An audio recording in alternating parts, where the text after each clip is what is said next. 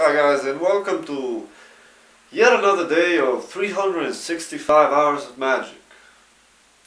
Tonight, in this very video podcast with a dart of light in the middle from my room, we're going to be discussing practicing. What practicing involves, what one believes practicing is. And I believe each one of you truly has their own definition of what practicing is. And obviously if you search it online, you're gonna definitely find out the definition. You're gonna say, yeah, for sure, that's what it is, But we're not actually gonna dwell into the definition of it or into my own perception of what practice is. We're going to be looking inside the word and let the word itself paint a picture of what he or she or it means. So let's see. Practice. Ing. We're going to take the ing form as well because we're talking about the action itself, not just practice. So the first word that I find is rack. And as far as I know, a rack is like boob rack, like a rack, you know. I'm not wrong in this, in believing this, but am I wrong in believing this? I don't know. But one of the breast racks, you know, like boobies, big cleavage, a rack. Take a look at that rack. Take a look at that rack. So it just makes me see that practice can be seen on a person because it's got a big rack, like it's got a rack, you know, it's got a cleavage. So you can truly spot when somebody has been practicing. So the first word, rack. But the first letter, P. Well, P just makes me think about the verb pee, like peeing. And this takes me to the idea that, you know what peeing is, right? You eliminate all the toxins from your body and makes you healthier. So practicing itself makes you healthier.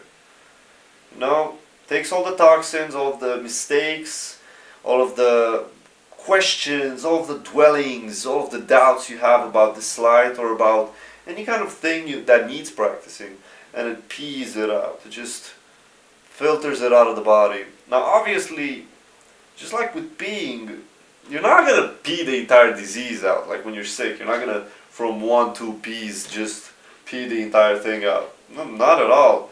You're just going to take out small toxins, just like this. I see that practicing just takes out small things over here, over there, you know. You might not hold the pinky the same, you know, might hold the deck the same, you know, might spin a card the same way, you might cut it better. So that's just from the the first letter, guys, P. And then you have rack, brack, tick, tick. Tick basically is something that you do on and repeatedly without even consciously realizing that you are doing that. That's what in Romanian is tick. It might be the same thing in English as well. Are you guys hearing that? Oh, I thought it was something. I got very scared. Didn't know what that was. So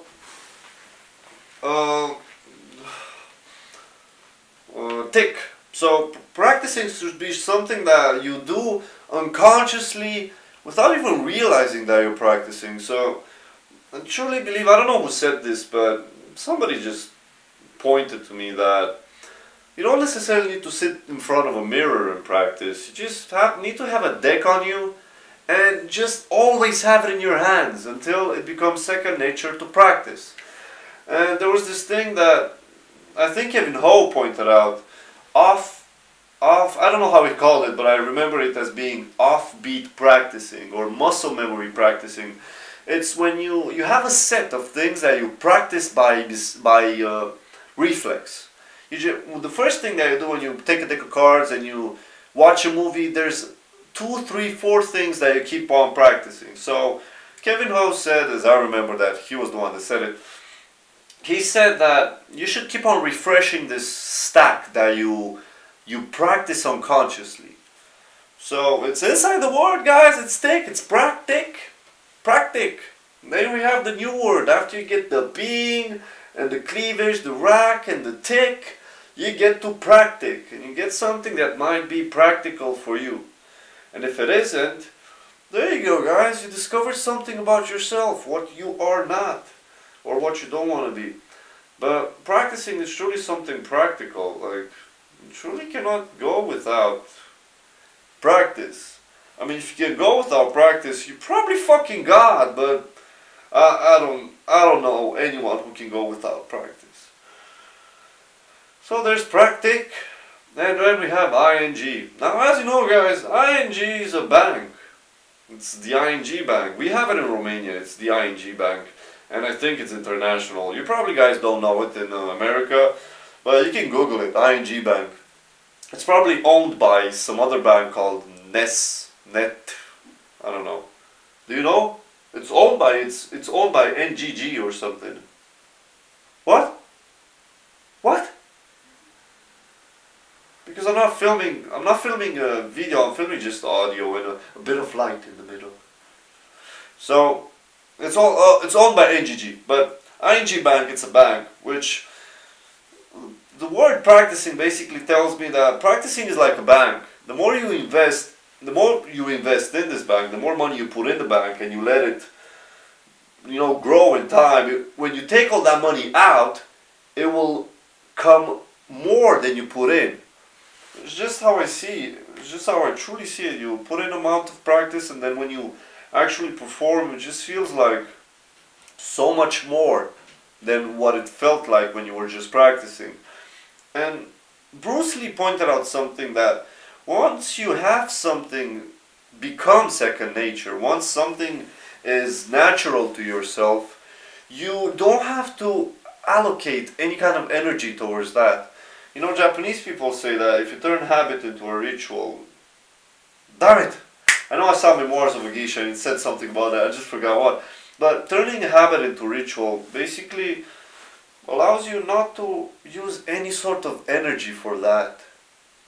No energy, or very little energy. So, if you put in a lot of money in this practicing bank, in this ING bank, when you actually start performing, because you've practiced so much, you don't have to think about the move that you're doing. Instead, you can actually just focus on the pattern, on the jokes, on touching the spectator, on manipulating the eyesight of the audience, and just letting your hands move. That's just be, rack, tick, practic, ing. It's just a few words, man. And if you go into practicing, like you start unjumbling the words. You get something with P-R-A-C, you get car, and get with K, like okay. That's important. You can start unjumbling the words, but you guys should play with that Harry Potter shit, that Voldemort name shit, which I love doing. Deconstructing words is like a Japanese kanji. You can look at it and you can understand so much. You can finally the word is speaking back to you. In kanji, in Japanese, it's so much easier because sometimes one kanji can mean so much more than just one thing. And you can spell it in more ways. But with Latin languages, or with any language that uses the Romanic alphabet, it's truly just, you see car and you think of a fucking car, you don't think of anything else. With kanji it's very much different, or with hiragana, or with anything, Arabic languages that look like drawings.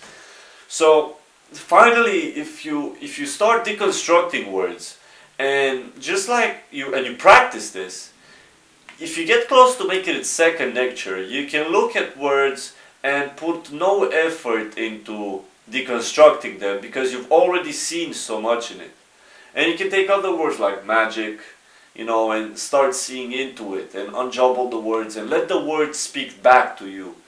So guys, if there's one thing you can take from this idea of deconstructing words is, if you guys feel in one way, like for example sad or depressed or happy or confused, or